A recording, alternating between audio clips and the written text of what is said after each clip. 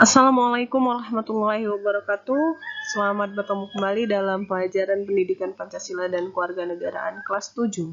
Kali ini kita bertemu di bab baru, yaitu bab 5 dengan materi kerjasama dalam berbagai bidang kehidupan. Pasti kalian sudah pernah melakukan sebuah kerjasama. Misalnya kerjasama di dalam rumah kalian, antara keluarga, contohnya membersihkan rumah, kemudian di lingkungan keluarga contohnya membersihkan lingkungan rumah, gotong royong membersihkan parit, atau membersihkan jalan, atau memperbaiki jalan, seperti itu. Itu adalah bentuk kerjasama yang paling mudah dan sering kalian temui di rumah maupun di lingkungan keluarga kalian. Nah, sebenarnya kerjasama itu apa sih gitu ya? Apa itu kerjasama? Kerjasama adalah sebuah usaha yang dilakukan oleh beberapa orang atau kelompok untuk mencapai tujuan bersama. Jadi kerjasama itu merupakan sebuah usaha, berarti baik beberapa orang ataupun kelompok itu memiliki tujuan yang ingin dicapai bersama, dan kemudian ada usaha untuk melakukan itu. Ada usaha untuk mencapai tujuan itu. Seperti yang tadi sudah Ibu jelaskan bahwa misalnya di lingkungan keluarga kalian ada kegiatan untuk membersihkan rumah. Kalian memiliki saudara ataupun anggota keluarga lainnya, di situ mungkin ada pembagian tugas, ada saling bekerja sama itu untuk membersihkan rumah. Tujuannya seperti itu.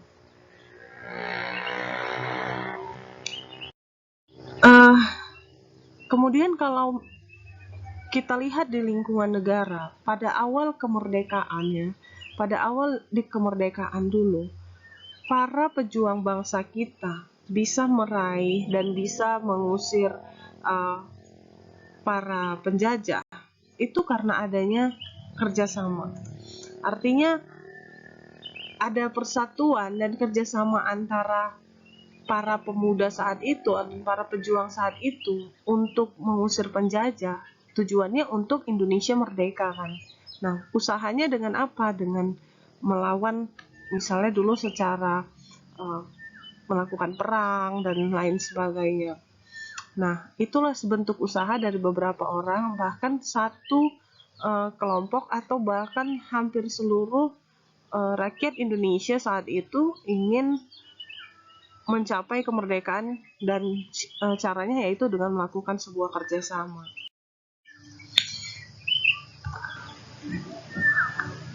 Semangat kerjasama para pejuang bangsa untuk merebut dan mempertahankan kemerdekaan harus dapat mendorong setiap warga negara untuk mengisi kemerdekaan dengan melakukan kerjasama dalam berbagai bidang kehidupan untuk melaksanakan pembangunan nasional. Jadi, kalau dulu para pejuang itu bekerja sama untuk melawan para penjajah, untuk mengusir penjajah, untuk Indonesia merdeka. Itu kalau dulu sebelum Indonesia merdeka.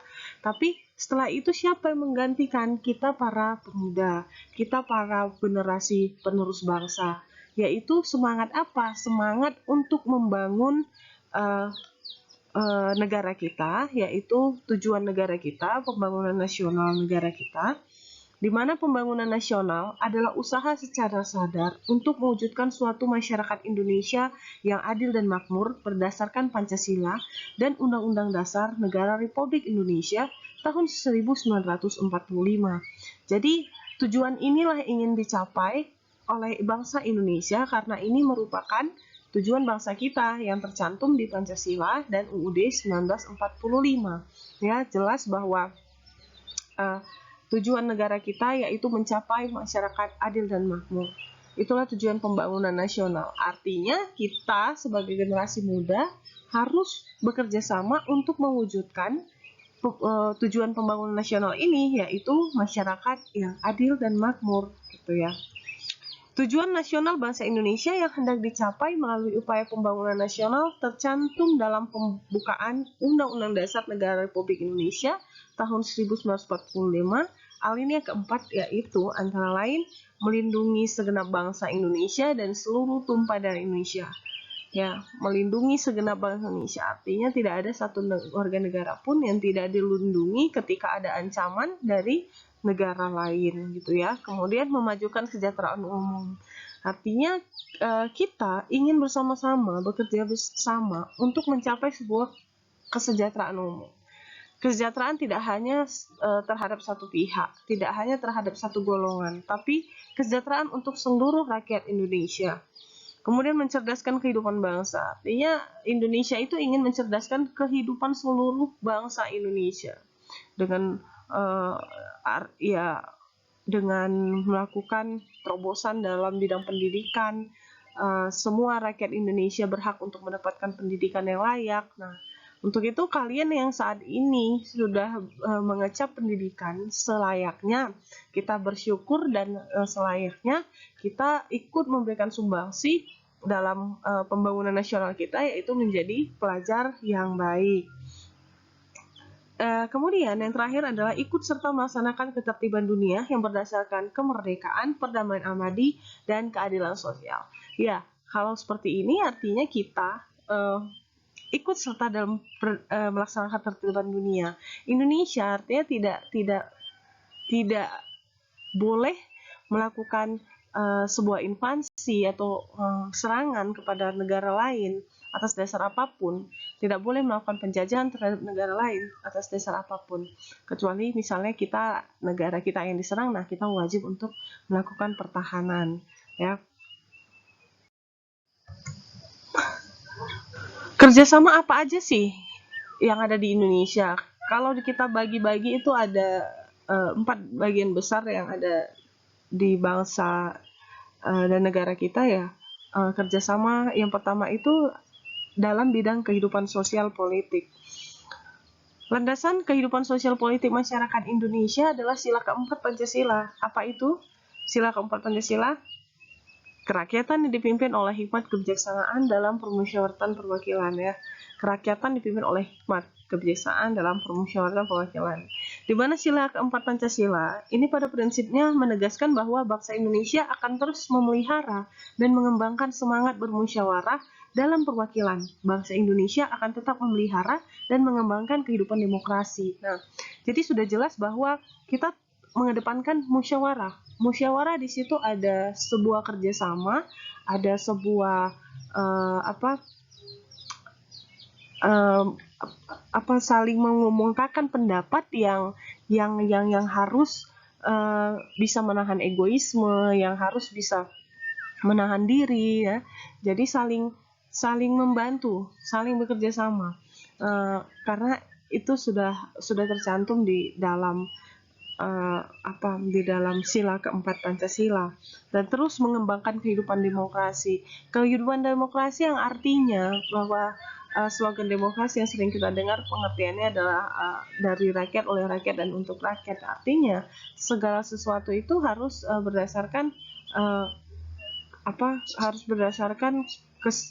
rakyat gitu ya, bahwa tujuan negara itu ya ujung-ujungnya untuk rakyat. Nah, maka dan kita sendiri sebagai rakyat memiliki wakil rakyat di pemerintahan yang bisa menyuarakan atau memberikan aspirasi kita yang melalui Dewan Perwakilan Rakyat ataupun Majelis Permusyawaratan Rakyat. Jadi jelas bahwa kita harus bisa saling bekerja sama, saling berkompromi, dan saling bahu-membahu dalam membangun bangsa kita. Permusyawaratan itu adalah suatu tata cara khas kepribadian Indonesia untuk merumuskan dan atau memutuskan suatu hal berdasarkan kehendak rakyat, hingga tercapai keputusan yang berdasarkan kebulatan pendapat atau mufakat, ya. Jadi jelas bahwa permusyawaratan ini adalah sebuah ciri khas dari bangsa kita, kepribadian dari bangsa kita, di mana-mana kalau kita ingin melakukan suatu hal, mulai dari hal terkecil misalnya, itu selayaknya kita melakukan permusyawaratan dulu gitu. Voting itu hal yang belakangan. Voting itu belakangan. Pernah tahu voting kan, misalnya pemilihan satu persatu gitu. Sebaiknya kita harus melakukan musyawarah mana yang terbaik. Nah, kemudian perwakilan adalah suatu sistem dalam arti tata cara atau prosedur mengusahakan turut sertanya rakyat mengambil bagian dalam kehidupan bernegara atau lain dilakukan dengan melalui badan-badan perwakilan. Nah, tadi sudah Ibu jelaskan bahwa kita sebagai rakyat memiliki wakil ya, memiliki wakil dalam tata cara dalam sistem pemerintahan atau sistem kenegaraan kita, di mana kita rakyat sebenarnya itu memiliki andil dan turut serta untuk memberikan semua masukan, memberikan dalam pembangunan bangsa ini yang melalui wakil kita gitu, melalui perwakilan kita. Kedua adalah kerjasama dalam bidang kehidupan ekonomi. Kerjasama ini digambarkan pada pasal 23A Undang-Undang Dasar Negara Republik Indonesia tahun 1945 yang berbunyi pajak dan pungutan lain yang bersifat memaksa untuk keperluan negara diatur dengan undang-undang. Pajak digunakan oleh negara untuk membiayai pembangunan nasional. Dengan demikian, pembangunan nasional untuk kesejahteraan dan kemakmuran rakyat dibiayai dari pajak. Setiap wajib pajak serta bergotong royong membiayai pembangunan nasional melalui pajak yang dibayarkan. Jadi, dalam ketentuan undang-undang ini, setiap warga negara itu wajib dikenakan pajak, pajak apapun ya. Kalau kalian punya rumah, kalian ada pajak bumi dan bangunan. Kemudian kalau kalian beli makanan itu di supermarket atau di swalayan, itu pasti atau dimanapun itu sudah ada pajak yang turut ikut serta di dalamnya. Kalau kalian beli pakaian, kalau kalian punya kendaraan, nah itu kalian sudah disertakan beserta pajaknya.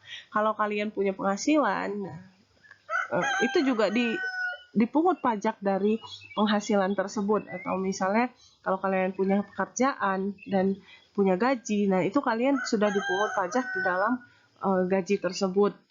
Artinya pajaknya sudah diambil.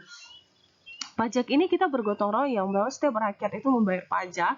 Tujuannya apa? Untuk pembangunan nasional kita, untuk pembangunan negara kita gitu ya. Jadi kita turut serta membangun negara melalui, contohnya untuk pembangunan jalan, untuk pembangunan jembatan, pembangunan sekolah, pembangunan rumah sakit. Nah, ini semua berkat pajak, salah satunya berkat pendapatan negara yang diperoleh dari pajak yang bisa akhirnya bisa diteruskan menjadi bentuk atau diubah menjadi bentuk kita lagi, fungsinya untuk kita lagi. Itulah tadi yang disebut dengan oleh rakyat, dari rakyat, oleh rakyat, dan untuk rakyat. Dari kita, pajaknya dari kita, kemudian oleh kita, kemudian untuk kita juga gitu, untuk kita. Jalan, kalau misalnya di jalan di Indonesia ini atau di rumah kita itu bagus, ya kan yang menerima manfaatnya secara langsung itu ya kita. Kalian saat ini bisa sekolah dengan baik, dengan biaya murah, dengan gratis, bahkan ada. Itu ya semua hasilnya berkat pajak. Artinya pajak tadi mana dari kita juga, hasil gotong royong kita bersama karena kita membayar pajak.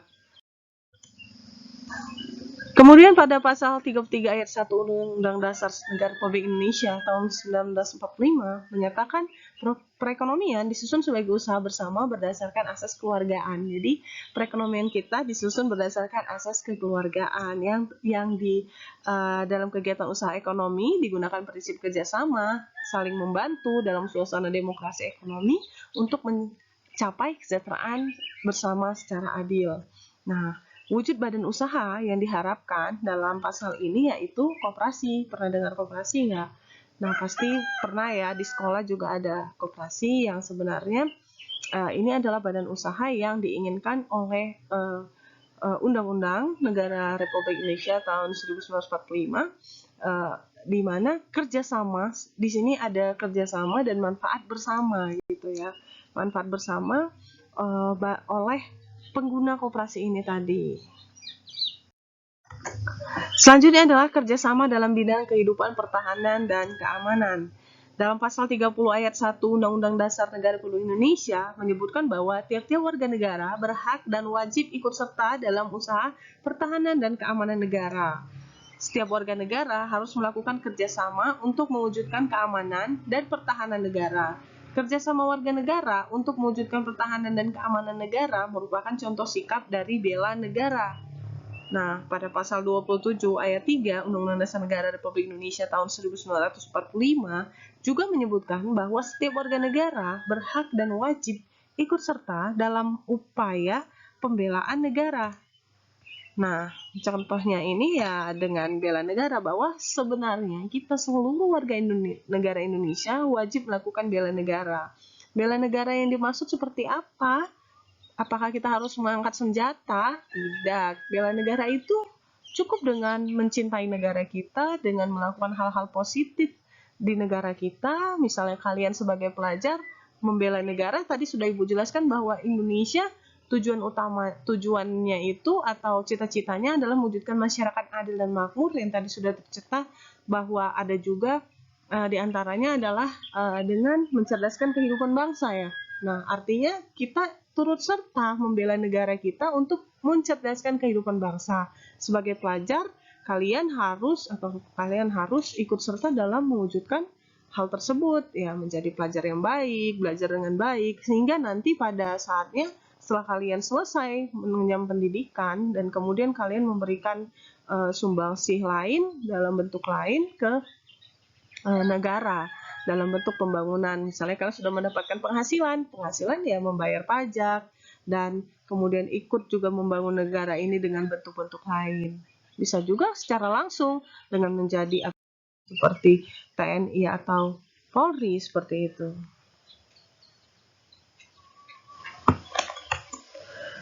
Oke, bela negara adalah sikap mental yang dimiliki seorang atau sekelompok orang untuk ikut serta dalam usaha melindungi dan mempertahankan keberadaan bangsa dan negara. Kesadaran bela negara mengembangkan nilai kenegaraan yang diperuntukkan pada pembangunan sistem pertahanan negara yang terdiri dari 5 nilai dasar negara, yaitu yang pertama cinta tanah air, kesadaran berbangsa dan bernegara, keyakinan Pancasila dan falsafah dan ideologi negara, rela berkorban untuk bangsa dan negara, dan memiliki kemampuan awal bela negara, fisik maupun non-fisik. Nah, cukup dengan ini. Kalian cinta tanah air, ya. Kalian mencintai tanah air kalian, atau tidak menjelek-jelekan negara kalian sendiri. Kalau udah cinta tanah air, kita akan melakukan hal yang terbaik untuk tanah air kita. Kemudian kesadaran berbangsa dan bernegara. Artinya, kita sadar sebagai warga negara, kita sadar sebagai bangsa Indonesia dan berbuat yang terbaik untuk bangsa dan negara kita. Kemudian keyakinan Pancasila sebagai falsafah dan ideologi negara. Artinya kita benar-benar meyakini bahwa Pancasila ini adalah falsafah dan ideologi negara kita, bukan yang lain gitu. Tidak ada ideologi lain yang harus kita yakini bahwa ini menjadi ideologi negara kita, tidak. Yang kita yakini adalah Pancasila sebagai ideologi negara kita. Nah, itu adalah bentuk bela negara. Selanjutnya adalah rela berkorban untuk bangsa dan negara. Nah, rela berkorban banyak hal ya.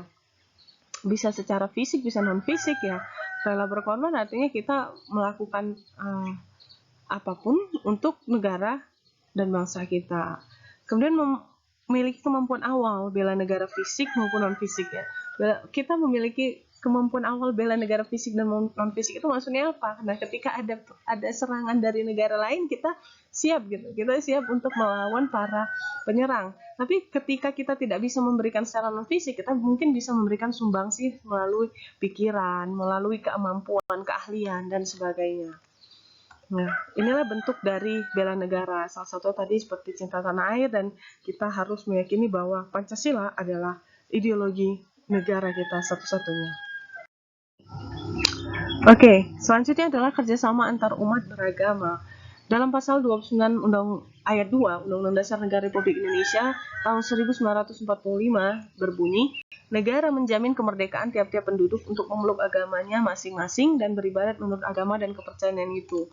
Artinya, kerjasama antar umat beragama ditandai dengan adanya sikap-sikap seperti saling menghormati umat beragama dan berbeda agama, saling menghormati lembaga keagamaan yang seagama dan berbeda agama, Kemudian sikap saling menghormati hak dan kewajiban umat beragama. Ini adalah bentuk kerjasama dalam antar umat beragama. Dengan demikian, ketentuan pasal tersebut mengandung pengertian adanya jaminan negara atas hak kebebasan penduduk untuk memeluk agama dan beribadah menurut agama yang dianutnya.